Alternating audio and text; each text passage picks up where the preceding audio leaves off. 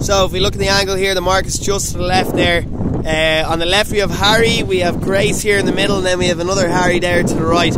I would say Grace has picked the best position because she's come in low of the lay line, which means that even though the tide's pushing her up to the lay line, now she's like, oh, she's misjudged a bit. All she has to do is throw in a double tack and she'll make around the mark. Compared to Harry here, who is high, the guy on the left here, not number one but the other guy, he's had to actually sheet off a bit and come down to the mark, which means he's sailed too long a distance. So definitely number one here, Harry Durkin, and Grace over to our right here has made the right option, where they came in early and allowing themselves to, not overlay the ley line and sail an extra distance. It's alright to throw in a couple of extra tacks. I would say come in low of the ley line, throw in a couple of extra tacks is way better than what Ari Bell did there in 1473, which was having to sheet out and come into the mark.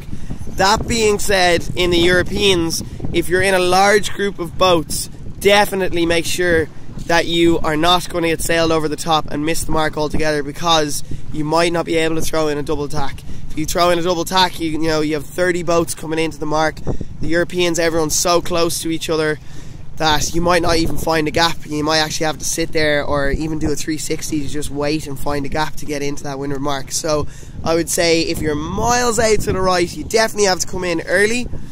But then when you start getting closer to the windward mark, then you have to start thinking, okay, maybe I need to overstep the ley line a small bit just to make sure that no one sails over the top of me and that I don't make the windward mark. And if you don't make that windward mark, then you're in serious trouble. So it's all a bit of a balancing act, and hopefully over the next clinic and stuff we can explain that and people can make the right decisions when they're racing.